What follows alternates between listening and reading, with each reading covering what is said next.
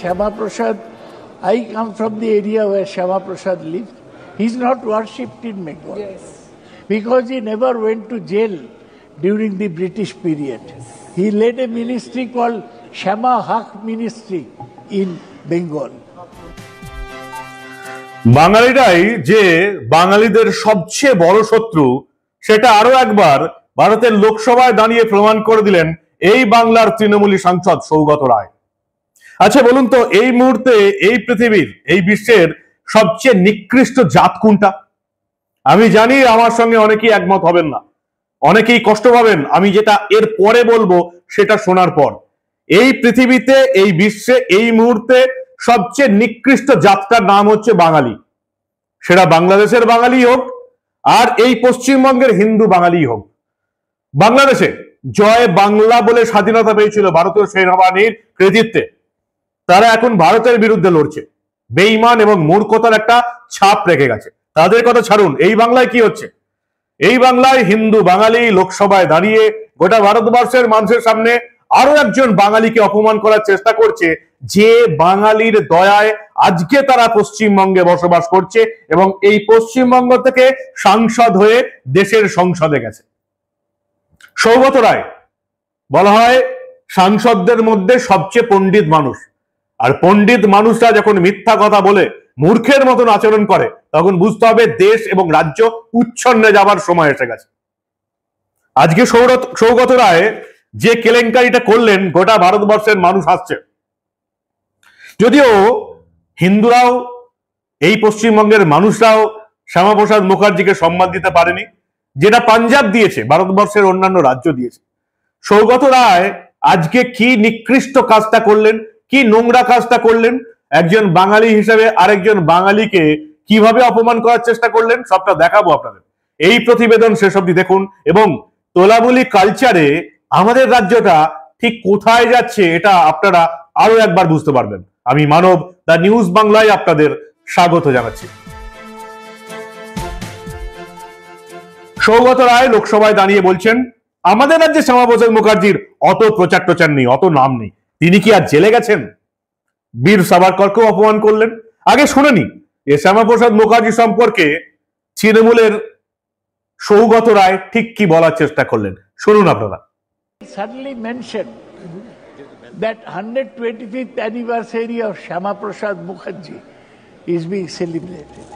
I may mention that Shyama Prasad, I come from the area where Shyama Prasad lives. He's not worshipped in Bengal. Yes. Because he never went to jail during the British period. He led a ministry called Shyama Haq Ministry in Bengal. So you may worship him. You may worship Savarkar, the president may. We won't worship them because they compromised with the British. And this is the basic difference between you and us. Saugata Roy যে পশ্চিমবঙ্গ থেকে তিনি সাংসদ হিসাবে নির্বাচিত হয়ে দেশের সংসদে গেছেন, লোকসভায় দাঁড়িয়ে শ্যামাপ্রসাদ মুখার্জিকে অপমান করছেন।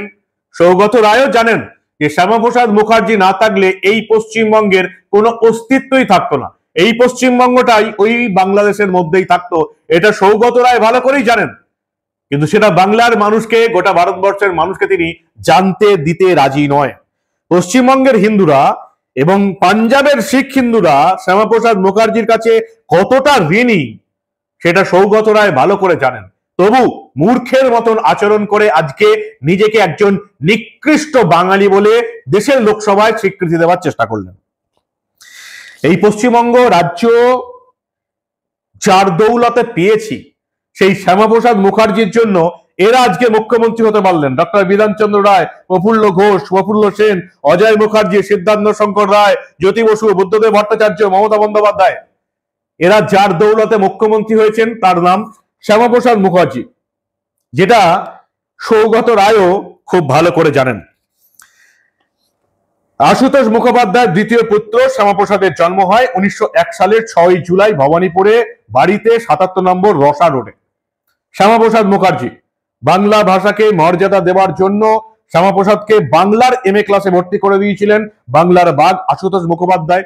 যদিও শ্যামাপ্রসাদ মুখার্জি ইংলিশে অনার্সে সর্বোচ্চ স্থানাধিকারী ছিলেন, তিনি বাংলা ভাষাতে পড়াশোনা করেও শীর্ষস্থান অধিকার করলেন। সালটা ছিল 1923 সাল। সৌগত রায়ের মতন এতটাও ছোট শিক্ষাবিদ ছিলেন না শ্যামাপ্রসাদ মুখোপাধ্যায়। যথেষ্ট নাম ছিল তার সেই যুগে। 2 পরীক্ষায় 2 পেপারের পরিবর্তে যে থিসিস তিনি জমা দিয়েছিলেন, মৌলিক প্রবন্ধ, তার নাম ছিল the social place of Girish Chandra. Saugata Roy জানেন, কিন্তু আমাদের মতন মূর্খ বাঙালিকে তিনি জানতে দিতে রাজি নয়।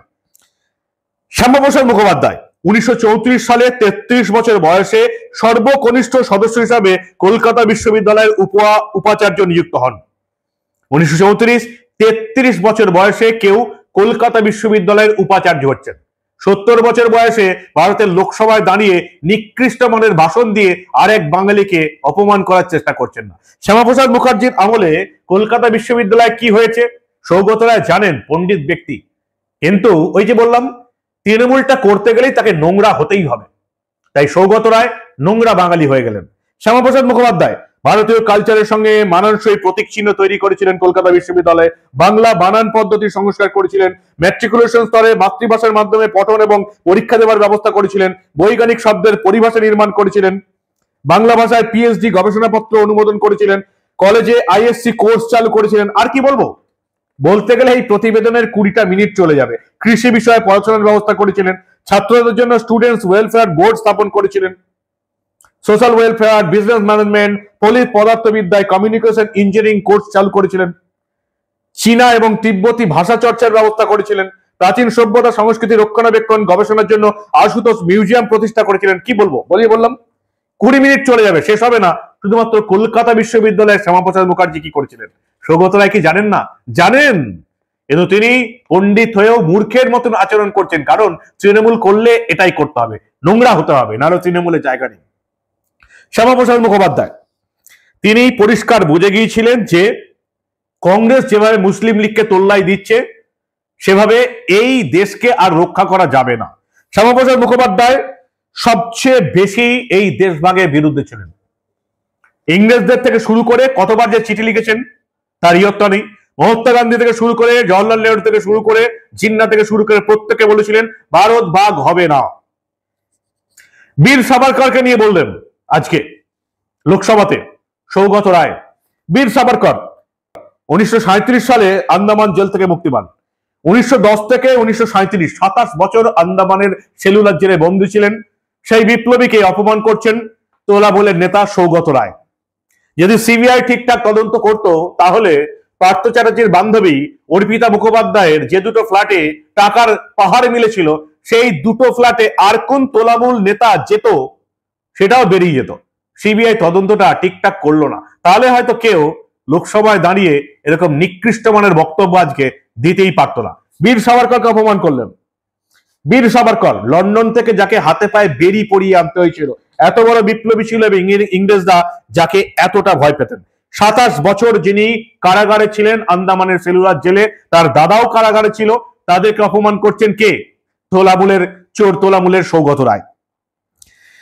সৌগত রায় যাকে অপমান করলেন, তিনি আর কি করেছিলেন? তিনি বুঝেছিলেন যে ভারতীয় সেনাবাহিনীতে মুসলিমদের সংখ্যাধিক্য রয়েছে, তাহলে ভারত স্বাধীনতা পেলে মোহাম্মদ আলী জিন্নার পক্ষে সুবিধা হবে। তাই তিনি হিন্দুদের ভারতীয় সেনাবাহিনীতে বেশি করে যোগ দিতে উৎসাহিত বোধ করেন এবং কয়েক বছর তিনি হিন্দুদের এমনটাই বলেন যাতে হিন্দুরা ভারতীয় সেনাবাহিনীতে যোগ দেয়। এবং তারপরে যখন ভারত স্বাধীন হয়, দেখা যায় যে হিন্দুরা ভারতীয় সেনাবাহিনীতে সংখ্যাগরিষ্ঠ হয়ে গেছে। সৌগত রায় জানেন না? জানেন, তিনি মূর্খ বাঙালিদের শেখাতে চান না।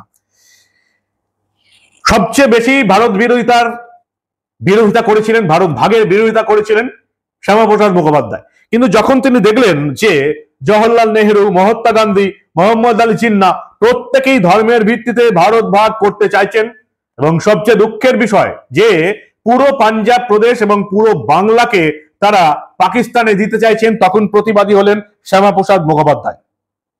তিনি গান্ধীজিকে ভালো করে জানতেন যে এই গান্ধীজি জওহরলাল নেহরুকে প্রধানমন্ত্রী দেখতে মোহাম্মদ আলী জিন্নাহর পায়ে আত্মসমর্পণ করবেন এবং সেজন্য তিনি ব্রিটিশদের আমন্ত্রণে ব্রিটিশদের সঙ্গে তার সাক্ষাৎকার করেন এবং ব্রিটিশ মন্ত্রী মিশনে দেশ বিভাগ হিন্দুদের কাছে গ্রহণযোগ্য নয় বলে পরিষ্কার জানিয়ে দেন।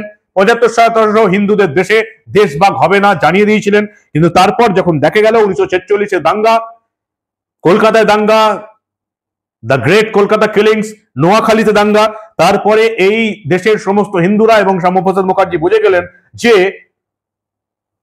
ভারত ভাগ ছাড়া কোনো কিছু সম্ভব নয়, কিন্তু বাংলা ভাগ করে পশ্চিমবঙ্গকে তৈরি করতে হবে এবং 1/3 হিন্দু বাঙালিকে নিয়ে এই পশ্চিমবঙ্গ তৈরি হলো। 2/3 বাংলা মুসলিমদের হাতে পড়ে পাকিস্তানে চলে গেল এবং শুধুমাত্র পশ্চিমবঙ্গ যে কলকাতায় রয়ে গেল, তার জন্য যে মানুষটির কৃতিত্ব সবচেয়ে বেশি তার নাম শ্যামাপ্রসাদ মুখার্জি। সেই পশ্চিমবঙ্গ থেকে সাংসদ হয়ে গিয়ে নিকৃষ্ট মানের সৌগত রায় আজকে সেই শ্যামাপ্রসাদ মুখার্জিকে অপমান করার চেষ্টা করছেন। একজন বাঙালি হয়ে আর একজন মহান বাঙালিকে টেনে নামাবার চেষ্টা করছেন সৌগত রায়। কি বলবেন? তোলামুলি কালচার, কিচ্ছু করার নেই। তোষণ নীতিতে মুসলিমদের খুশি করতে হবে, তাই শ্যামাপ্রসাদ মুখার্জিকে ছোট করে দেখাতে হবে। এটাই হচ্ছে এখন ব্রিটিশ আমলে জওহরলাল নেহরুর কংগ্রেস যেটা করে গিয়েছিল, স্বাধীনতার পর তৃণমূলের আমলে সৌগত রায় ঠিক সেটাই করে যাচ্ছেন। কিভাবে বাংলায় দাঙ্গা হয়েছিল, নোয়াখালীতে দাঙ্গা হয়েছিল, সেটা প্রত্যেকেই আপনারা জানেন। বাংলা এবং পাঞ্জাবে লোক বিনিময়ের কথা হয়েছিল, অর্থাৎ ওদিকের পাঞ্জাবে যারা মুসলিম তারা চলে যাবে পাকিস্তানের পাঞ্জাবে, যারা হিন্দু তারা এই পাঞ্জাবে চলে আসবে। পাঞ্জাবে এই লোক বিনিময় প্রথাটা সম্ভব হয়েছিল, কিন্তু এই বাংলায় জওহরলাল নেহরুর আপত্তিতে সেটা হয়নি। যদি লোক বিনিময় হয় তাহলে বিহার, বাংলাদেশ থেকে একটা বিশাল অংশ পশ্চিমবঙ্গে চলে যাবে হিন্দু বাঙালি। সেটা নেহরুর মনোপ্রীত ছিল না। উনি গোটা বাংলাটাকেই পাকিস্তানের হাতে তুলে দিতে চেয়েছিলেন, কিন্তু আইনসভায় সেটা করতে দেননি শ্যামাপ্রসাদ মুখোপাধ্যায়, এবং বাংলাকে ভেঙে একটা অংশ, 3 ভাগের একটা অংশ পশ্চিমবঙ্গ নামে এই ভারতবর্ষের সঙ্গে যোগ করেছিলেন। 2/3 পূর্ব পাকিস্তান নামে, যেটা পরবর্তীকালে 1971-এ বাংলাদেশ হয়েছিল, সেটা চলে গিয়েছিল পাকিস্তানে। আর এই পশ্চিমবঙ্গে যেটা বসে আমি বসে রয়েছি, যেখানে বসে আপনি প্রতিবেদন শুনছেন, যে পশ্চিমবঙ্গের সাংসদ হয়ে সৌগত রায় লোকসভায় আজকে শ্যামাপ্রসাদ মুখার্জিকে অপমান করার চেষ্টা করছেন, সেই পশ্চিমবঙ্গটা তৈরি হয়েছিল, প্রধান ভূমিকা নিয়েছিলেন শ্যামাপ্রসাদ মুখোপাধ্যায়, যিনি ভারত ভাগের বিরোধী ছিলেন। পরবর্তীকালে বুঝতে পেরেছিলেন কংগ্রেস, জিন্না, নেহেরু, গান্ধী, ইংরেজ, ভারত ভাগ হবেই, যেটা আটকানো সম্ভব নয়, সেটা পরবর্তীকালে সেটা মেনে নিয়ে তিনি বাংলাটাকে ভাগ করেছিলেন, পাঞ্জাবকে ভাগ করেছিলেন। পরিষ্কার বলে দিয়েছিলেন Congress partition India and I partition Pakistan. Congress Bharat ভাগ করলো, আমি পাকিস্তান ভাগ করে পশ্চিমবঙ্গ তৈরি করে ভারতের সঙ্গে জুড়ে দিলাম। কি বলবেন? সৌগত রায় জানেন না? জানেন। আমাদের মতন মূর্খ বাঙালিদের লোকসভায় দাঁড়িয়ে তিনি সেটা জানাতে চান না, তাহলে তোলামূলের ভোট কমে যাবে। হিন্দু বাঙালি যদি কংগ্রেস, তৃণমূল, সিপিএম এর ন্যারেটিভস বুঝে যায়, ভুল বোঝানোটা বুঝে যায়, তাহলে হিন্দু বাঙালি একত্রিত হবেই। কোনোদিন তারা সিপিএম, কংগ্রেস আর তৃণমূলকে একটা ভোটও দেবে না।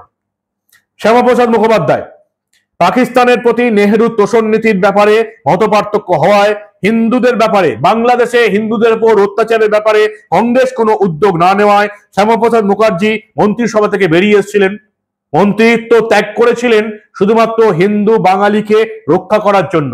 সর্দার প্যাটেলের মৃত্যুর পর নেহেরুর বিরুদ্ধে কথা বলার কেউ ছিলেন না, তাই কংগ্রেসে থেকে তিনি নেহেরুর বিরোধিতা করতে পারতেন না। 1951 সালে জুন মাসে জনসংঘ বা পিপলস পার্টি নামে একটা দল গঠন করলেন এবং হিন্দু বাঙালিদের সচেতন করতে লড়াই শুরু করলেন। শ্যামাপ্রসাদ মুখোপাধ্যায় কি বলেছিলেন জানেন? জওহরলাল নেহরু সম্পর্কে বলেছিলেন, when I scan the whole course of Indian history, I do not find a single man who has done more harm to this country than Pandit Nehru. Shyamaprasad Mukherjee বলছেন, গোটা ভারতবর্ষের ইতিহাস পর্যালোচনা করে আমি একটা ব্যক্তিকে পাইনি যিনি এই ভারতবর্ষের সবচেয়ে বেশি ক্ষতি করেছিলেন যেমন করে গেছিলেন জওহরলাল নেহরু। সেজন্যই কি সৌগত রায়ের এত রাগ? পরবর্তীকালে তিনি ভারতীয় গণতান্ত্রিক ফ্রন্ট বলে একটা বিরোধী ঐক্য তৈরি করেছিলেন। 1952 প্রথমবার ভারতবর্ষের সাধারণ নির্বাচন, দক্ষিণ কলকাতা, যে সময় কংগ্রেস হওয়ার আগে কংগ্রেস ছাড়া কোনো দল নেই, সেই সময় 1952 দক্ষিণ কলকাতা থেকে কংগ্রেস এবং কমিউনিস্ট প্রার্থীদের বিপুল ভোটে পরাজিত করে লোকসভায় গিয়েছিলেন শ্যামাপ্রসাদ মুখার্জি। মমতা বন্দ্যোপাধ্যায়ের আঁচল ধরে লোকসভায় যাওয়া সৌগত রায় শ্যামাপ্রসাদ মুখার্জির লড়াই কি করে জানবেন? তার ব্যক্তিত্ব কি করে জানবেন? এই পশ্চিমবঙ্গের জন্য কি করে গেছেন সৌগত রায় কি করে জানবেন? সৌগত রায় নিজস্ব কোনো অস্তিত্ব আছে? নেই। মমতা বন্দ্যোপাধ্যায়ের আঁচল ছেড়ে দিলে তাকে কেউ চিনবে? একটা ভোটও পাবেন না। নিজের ক্ষমতায় এত বছর সাংসদ হওয়ার পরও নিজের ক্ষমতায় তিনি একটা ভোটও জিততে পারবেন না, যেটা শ্যামাপ্রসাদ মুখোপাধ্যায় দেখিয়ে গিয়েছেন। তবু সৌগত রায়ের মতন লোকেরা মুসলিম তোষণের জন্য শ্যামাপ্রসাদ মুখার্জিকে অপমান করছে, আর আমরা মুখ বুজে সেটা সহ্য করছি। কারণ ওই 1200-1500 টাকার ভাতার লোভে আমরা জাত মান সম্মান ইজ্জত সব বিসর্জন দিয়ে দিয়েছি। বলেছিলাম না, এই পৃথিবীর এই মুহূর্তে সবচেয়ে নিকৃষ্ট এবং নোংরা জাত হলো শিক্ষিত হিন্দু বাঙালি, যার একমাত্র উদাহরণ দেখতে পাচ্ছেন তোলামূলের নেতারা লোকসভায় দাঁড়িয়ে আর এক বাঙালিকে টেনে নেওয়ার চেষ্টা করছে। কাশ্মীর রাজা হরি সিং 31শে জানুয়ারি 1948 বল্লভভাই প্যাটেলকে চিঠি দিয়ে দিলেন যে আমরা ভারতবর্ষের অন্তর্ভুক্ত হতে চাই। তখন কিন্তু অলরেডি মঙ্গলা, আলিবে, Gurdwara, Mirpur town, Bhimpur town, Rajouri town, Chhamb, Nowshera, Jhangar, Kotli সবকিছু পাকিস্তানের আর্মি দখল করে নিয়েছে। ভারত সরকার সেনা পাঠালো, যুদ্ধে জয়লাভ হলো, পাকিস্তান হেরে গেল।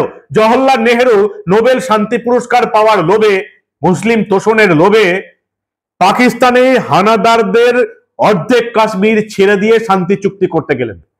জওহরলাল নেহেরুর এই মূর্খামি, এই অবিবেচকের মতন কাজ ভারতের সরকারকে আজ অব্দি ভুগতে হচ্ছে কাশ্মীর সমস্যা নিয়ে। যুদ্ধে জিতে যাওয়ার পরেও জওহরলাল নেহেরু অর্ধেক কাশ্মীর ছেড়ে দিয়েছিলেন এই পাকিস্তানের উদ্দেশ্যে, শুধুমাত্র মুসলিম তোষণ এবং মুসলিমদের ভোট পেয়ে প্রধানমন্ত্রী থাকার জন্য। সৌগত রায় জানেন না? জানেন, কিন্তু আমাদের মতন মূর্খ বাঙালিকে তিনি বলবেন না। কাশ্মীর স্বাধীন হলো, কাশ্মীর ভারতের অন্তর্ভুক্ত হলো, কিন্তু দেখা গেল যে জওহরলাল নেহেরুর বন্ধু শেখ আব্দুল্লাহ ওখানে রাজা হয়ে বসলেন। ভারতবর্ষে তখন দুটো সংবিধান, দুটো জাতীয় পতাকা, দুটো প্রধানমন্ত্রী। একটা ভারতবর্ষে জওহরলাল নেহেরু প্রধানমন্ত্রী, ভারতের একটা জাতীয় পতাকা, ভারতের একটা সংবিধান। আর একটা ভারত কাশ্মীরে তখন আলাদা সংবিধান, আলাদা পতাকা, আলাদা প্রধানমন্ত্রী। প্রধানমন্ত্রীর নাম শেখ আব্দুল্লাহ, জওহরলাল নেহেরুর বন্ধু। তার বিরুদ্ধে লড়াই করলেন কে? সৌগত রায় জানেন না যে এই ডুয়েল সিস্টেমের মধ্যে কে লড়াই করেছিলেন? সেই বাঙালির নাম শ্যামাপ্রসাদ মুখার্জি। সৌগত রায় জানেন না? জানার পরেও এরকম মূর্খের মতন আচরণ করছেন। কারণ তৃণমূলটা করতে গেলে নোংরা হতে হবে, নিকৃষ্ট হতে হবে এবং মূর্খের মতন বাঙালিকে ভুল বোঝাতে হবে, তবেই তৃণমূলে তার দাপট থাকবে। সৌগত রায়ের মতন পণ্ডিত ব্যক্তি যদি এরকম মূর্খের মতন আচরণ করেন লোকসভায় দাঁড়িয়ে, তাহলে আরো তৃণমূলকে ভোট দেওয়ার ইচ্ছে জাগে আপনাদের মনে। শ্যামাপ্রসাদ মুখার্জি কাশ্মীরে রওনা হলেন। তারপরের ঘটনা আপনারা জানেন, কিভাবে নেহেরু এবং শেখ আব্দুল্লাহর যৌথ চক্রান্তে শ্যামাপ্রসাদ মুখোপাধ্যায় বন্দী হলেন এবং শেখ আব্দুল্লাহ জেলে গেলেন। সৌগত রায় লোকসভায় দাঁড়িয়ে বলছে শ্যামাপ্রসাদ মুখার্জি তো কোনোদিন জেল খাটেননি। সৌগত রায় এতটাই মূর্খ হয়ে গেছেন, তোলামূলে থাকতে থাকতে তিনি এটা ভুলে গেছেন শ্যামাপ্রসাদ মুখার্জি স্বাধীন ভারতবর্ষে তার একটা স্বাধীন জায়গায় কাশ্মীরে তিনি জেল খেটেছিলেন। শ্যামাপ্রসাদ মুখার্জি স্বাধীন ভারতবর্ষে স্বাধীন সরকারের আমলে প্রধানমন্ত্রী যখন জওহরলাল নেহেরু, তখন জেল কেটেছিলেন ভারতের একটা অঙ্গরাজ্যে কাশ্মীরের জেলে তিনি ছিলেন। 2 মাস তাকে জেলে আটকে রাখা হয়েছিল, একটা পর্ণ কুটিরে তাকে রাখা হয়েছিল। তারপর কি করে তাকে মেরে ফেলা হয়, ডক্টর আলী মোহাম্মদ তার চিকিৎসা করতেন, তার হাত ধরে কিভাবে শেখ আব্দুল্লাহ শ্যামাপ্রসাদ মুখার্জিকে মেরে ফেলেছিলেন সেই ঘটনা সবাই জানে। প্রকাশ্যে আসেনি, সোশ্যাল মিডিয়া আসার পর আমরা আপনাদের জানিয়েছি কিভাবে শ্যামাপ্রসাদ মুখার্জিকে জওহরলাল নেহেরু সরকার, শেখ আব্দুল্লাহ সরকার মেরে ফেলেছিল। হিন্দু বাঙালি জানে শ্যামাপ্রসাদ মুখার্জি শহীদ হয়েছিলেন কাদের জন্য, কার জন্য। মূর্খ সৌগত রায় কি সেটা বলার চেষ্টা করবেন এই বাঙালিকে? চেষ্টা করবেন না, কারণ জানে হিন্দু বাঙালি, এই পশ্চিমবঙ্গের হিন্দু মূর্খ বাঙালি 1200 এবং 1500 টাকার ভাতাতে ভোটও বিক্রি করে দেবে, নিজের মাকেও বিক্রি করে দেবে। আজও যারা গ্রাম বাংলার হিন্দু মেয়েরা তৃণমূল বলে লাপাচ্ছে, মমতা বলে লাপাচ্ছে, তারা কি জানে এই মুহূর্তে পশ্চিমবঙ্গের অবস্থাটা কি? আর কয়েক বছর পরেই পালাতে হবে। ঠিক বাংলাদেশে যেমন হিন্দু বাঙালিরা পালিয়ে এসছে, তেমন এই পশ্চিমবঙ্গ থেকে এই হিন্দু মহিলাদের পালাতে হবে। আর কতদিন ভাতা পাবেন? আর এদের জন্যই সৌগত রায় লোকসভায় দাঁড়িয়ে বাংলার মানুষকে, ভারতবর্ষের মানুষকে মিথ্যা বলার চেষ্টা করছে। 23শে জুন শ্যামাপ্রসাদ মুখোপাধ্যায়কে কাশ্মীরেই মেরে ফেললো শেখ আব্দুল্লাহ এবং জওহরলাল নেহেরু, সবাই জানে। কিন্তু ইতিহাসের বই আমরা এগুলো পড়তে পারি না। শ্যামাপ্রসাদ মুখার্জির ডায়েরি, লেখা বই কিচ্ছু আমরা পাইনি। সৌগত রায়, মমতা বন্দ্যোপাধ্যায়ের আঁচলে বাঁধা সৌগত রায়, যার নিজের কোনো ক্ষমতা নেই, নিজের দক্ষতায় একটাও নির্বাচন লড়ে জিততে পারবেন না, তিনি জানতেন। তিনি কি জানেন যে জম্মুতে ওই সময় সাধারণ মানুষ রাস্তায় নেমেছিল শ্যামাপ্রসাদ মুখার্জির মৃত্যুর পর, দিল্লিতে রাস্তায় নেমেছিল, পাঞ্জাবে রাস্তায় নেমেছিল, শোকস্তব্ধ পাঞ্জাব বিমানবন্দর দখল করে নিয়েছিল সাধারণ মানুষ। সৌগত রায় জানেন, কিন্তু আমাদের মতন মূর্খ বাঙালিদের তিনি জানাবেন না। রাস্তায় কাতারে কাতারে লোকের মিছিল হয়েছিল কলকাতায়।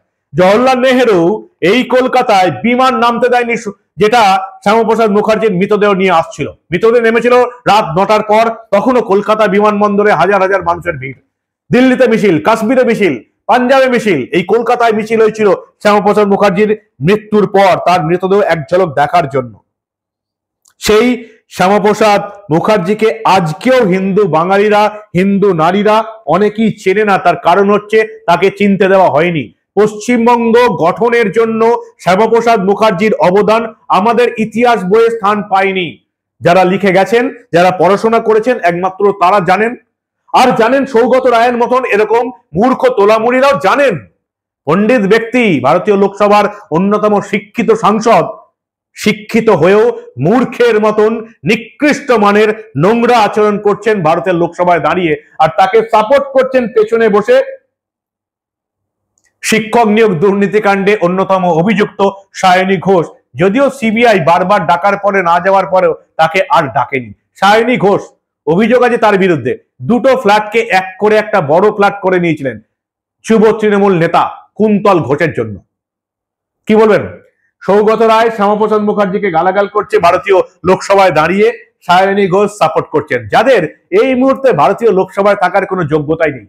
কিন্তু আমরা হিন্দু বাঙালি মূর্খের মতন এই অযোগ্য অপদার্থ তোলামুলিদের ভোট দিচ্ছি, এবং যার জন্য সৌগত রায়ের মতন ছ্যাচরা লোক, ভারতবর্ষের একজন মহান নেতা শ্যামাপ্রসাদ মুখোপাধ্যায়কে লোকসভায় দাঁড়িয়ে অপমান করার সাহস রাখছে।